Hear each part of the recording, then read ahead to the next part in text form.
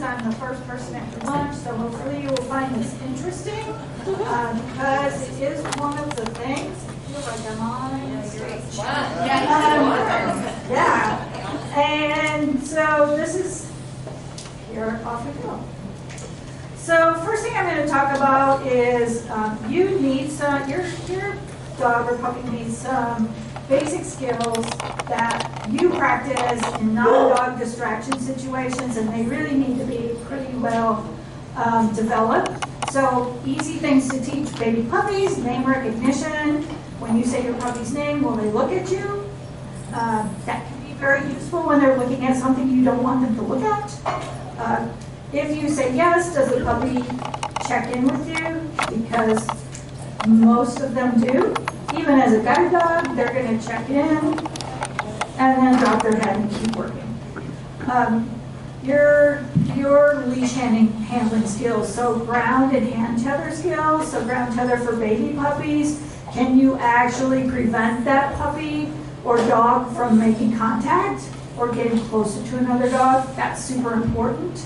Sometimes we get caught unawares, like it's happened. Right? Like sometimes we're talking to someone else and our puppy has a totally different agenda. And we need pretty good leash walking skills, because if they're already pulling and kind of out of control, it's not going to get any better when they sit up. I'm not going to teach those today, but I want to focus on how using them can help your puppy make good decisions. So dog distraction is more than just exposure. You do not want your puppy to practice undesirable behaviors around dogs. This will be frustrating for both of you. Just going to tell you, you're raising an assistance dog. They will never be going nose to nose with another dog. They do not need to say hi to other dogs. They do not need to greet your neighbor dog on leash. On-leash greetings have a lot of bad things that could happen, and this isn't your dog, so let's be safe. We have a social breed. They do want to see other dogs. We live in a Labrador world. Everybody's supposed to be happy. Every time your puppy pulls and makes contact with another dog, he or she will probably do it 20 more times. It's very reinforcing for them. So good planning is essential. I love this photo. These dogs are not Dogs Inc. dogs. Just going to tell you, they are at Comerica Park, where the Detroit Tigers play. Unfortunately, they're in a big slump right now. But we were allowed to take our puppies to Major League ballparks. These two boys were very dear friends, could play together, and we could put their leashes and collars and vests on them and take them off and walk them side by side, and they never looked at each other. And that's what the goal is. So a lot of this is on you. And it comes from, I learned this, these are both my shepherds, pointy-eared dogs look at the world differently than drop-eared dogs, and they teach you a lot. So by reading the dog that's coming towards you and the owner's body language that's coming your way, you can make good decisions for your puppy, and it really has to start with our most favorite tool that we have, which is treats is good. What's the best tool for dealing with dog distractions? Distance. Thank you. So first I'm going to look at the owner. So Deb comes walking down the street and she's got these two shepherds on a leash. One of them weighs 90 pounds, one of them weighs 65. Do you see any problems there? Yeah. Right? All right. If it was my husband, might look at it differently than if it's me.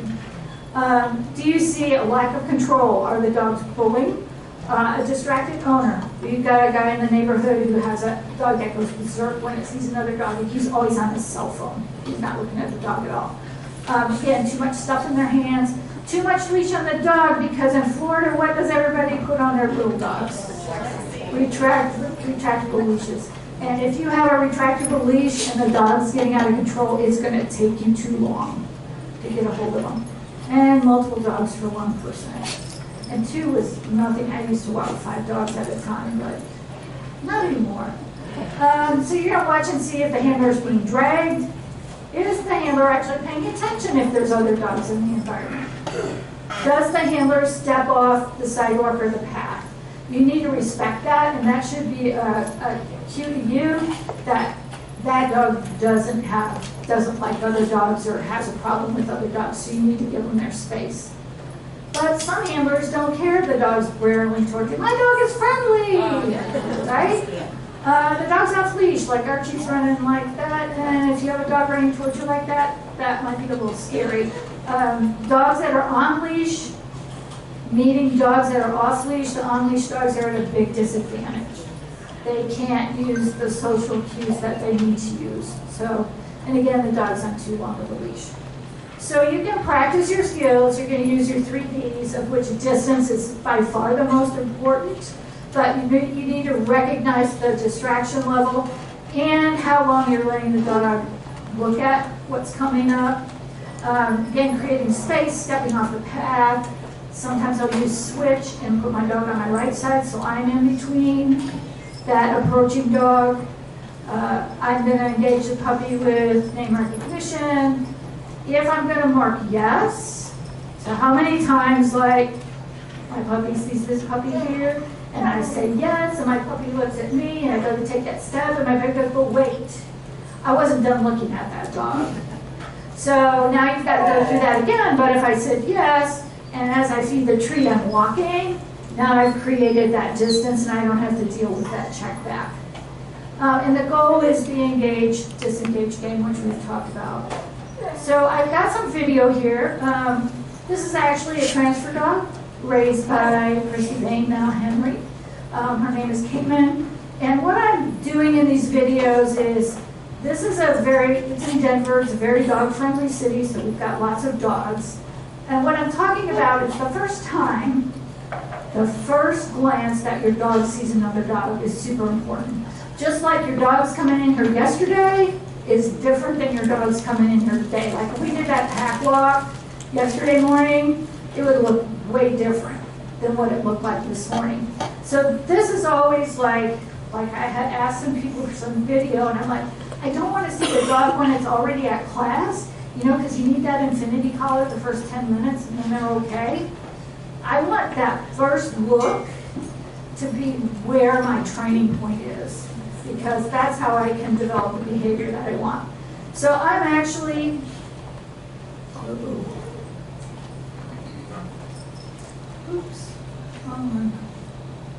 is it there? PowerPoint has hated this presentation from the beginning.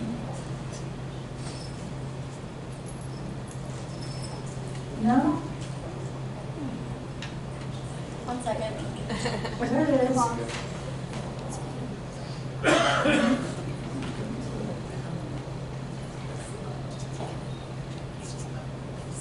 It keeps not wanting to play my videos. Okay. So this is me holding a phone while I'm walking with a dog, and I just want to point out some things. So this handler, you'll see coming up, moves his dog into the grass. So different breeds of dogs are really important for our dogs to see. This is an up-eared dog, a dog that also has a tail that goes over the back. That's important. Hangman checks in with me. Yes, treats. So here's another one where these are city dogs. So the handlers are really good at creating space for her. Now I'm walking on a bridge and there's not a lot of space for me to go, and this gentleman stops and turns and stands in front of his dog, which is a big clue to me that that dog's not good with other dogs. So I asked Cayman to switch on my right side because I don't know if this dog is going to lunge or not, and I want to keep her safe. And he's doing a very appropriate job with his dog, and I'm respecting him with my dog, because otherwise she might try to go over and say hi to him. Go back. All right. So this is our little engage, disengage presentation. This is what our instructors are looking for our puppies to do. This is my puppy Novak. He's at a pretty busy event, and we're with actually a leader dog puppy group because I'm in Indiana. And I am just letting him look at the other dogs, and when he looks back at me, I'm going to mark and reward him. Okay, they're a little bit closer here, but this is what it looks like. He had a nice long nose, so I could actually film some sometimes it's hard to train and film at the same time. Because that puppy's a lot closer. That's what we're looking for. We're looking for him to look and then check in. So this is the same dog. He's a little bit older. And we've got some dogs in the distance, and I want to show you how far the distance might be sometimes, and how long, once I've got the check-in behavior's been reinforced, how long it might take him to actually disengage and check in with me. And a lot of times I see people using their name or kind of scooching on their puppy, and they're making the decision for them, and it's so important that the dog makes the decision himself. So this is a really good repetition. These two dogs were very interesting to him. This is pretty long. When you're standing there, I'm not prompting him. I am waiting for him to check in with me. And there he does. And he's much more likely with this scenario to go, oh, no big deal. There's a barking dog on the left. You can see his ears are up a little bit. See how his neck is a little bit elevated. So he's starting. See how he's air sniffing? So those are all things that means he might escalate or bark, but instead he chooses to engage with me, disengage, and that's what it looks like. So we're going to do some more practice with this. This is Archie at a farmer's market, and that's a pet dog that's loose at the stall. So you see my arm he's a little bit, I'm letting him get a little closer than I would prefer. I probably corrected that. This is from a video. I was kind of surprised to see the dog there, and sometimes that happens. So we're just going to take a walk. On this particular one, again, very dog-friendly city. There are dogs off to the left that are playing off-leash. So she's doing a little more pulling. She's quickening her pace. I checked her name recognition, so I'm checking to see if she'll respond to cues. If she doesn't, that means that maybe I shouldn't be getting closer. You can see she's hackling a little bit. She sees those dogs playing and she'd like to go. Cayman would like to be chased. She doesn't like face-to-face. And all of a sudden this happens, right? So I just included this because I want to show you how long it takes her to get her brain back. She's about 2 years old. Yeah, she's probably not quite that old yet. So you can still see she's a dog that doesn't really pull on leash. See she's bouncing, she's watching them, and I keep moving away from them because if I just stood there, like it would take her even longer to kind of get over that. So, you know, I just learned something. I walked too close to those dogs. Now this is after about a week of working with her, so she was fairly new to my daughter. My daughter got her and then tore her ACL, so I had to come and take care of her, and I walk Cayman every day. And now you can see, so I'm showing some examples of the other handlers, and these are things that you should think about doing too when they come to pass like this. Girl has 2 dogs, but can you see she's treating her dogs for passing Cayman very nicely. And a lot of times I would do the same thing. I just want to have the reinforcement that just hanging out with me is a good thing. Up there were 2 dogs, and I'm like, but they turned. So they created their own space. So I'm all right to keep going on my path. And these are all the decisions I'm making when I'm working with a dog. Now we're in a fairly tight space, so I don't have a lot of options. If these dogs were not city dogs, and these are, you know, little dogs, and they do a beautiful job walking by. Suburban dogs, we have a lot more, it's a lot harder for us because they're behind fences, they don't get walked every day, they don't have good leash manners. This is kind of parallel training. He's got that much distance on his dog, and he's actually using me to help his dog make good decisions. So, and she's getting pretty confident. She's checking in with me a lot. Those are dogs that are off leash, and she's like, okay, Mom. Or Grandma, I guess I would call her. She's living her life out there. She just was in Utah last weekend going camping. She was hiking. Colorado's a great place to have dogs. So just a little bit more of the same thing. Some So the other situation that I wanted to show you, talk to you about, is coming into puppy class. So that would be different than just reaching out and, going for a walk. But I'm going to really encourage you, like my racers go, well, we're remote. We don't get to go to puppy class. I think sometimes puppy class is the worst place to work on dog distractions because of the spacing and because, I'm a kind of veteran raiser. When I was at Leader Dog, there was a lady who also had raised a lot of dogs, and nobody wanted to be next to her and her dog, ever. And she chose me all the time. And I'm like, could you just go away? So that happens, whereas when I'm walking on the street, if I don't want to deal with somebody, I can turn around, I can cross the street, I can do all kinds of things. But puppy class, you have a task. So first thing I'm going to say, you're going to walk in hands-free except for the puppy on a leash and with a plan. So I always have my puppy bag, but it's a backpack. Or somebody's going to carry it for me, or it's going to be in a crossbody. And I'm going to come to puppy class early. I'm not going to be late because coming late is kind of the kiss of death. Everybody's already there. They've already got the good spots, and now you get what's left over. Plus, you're probably a little stressed. Again, you're going to use your distance. We're going to have polite door behaviors. You're going to check your dog's name response. If I say Archie and he's like just plowing straight ahead, that's not going to get any better. So saying his name again is probably not going to get any better. I need to maybe take a step back, work on that a little bit, and then progress. And then I'm going to navigate the room thoughtfully.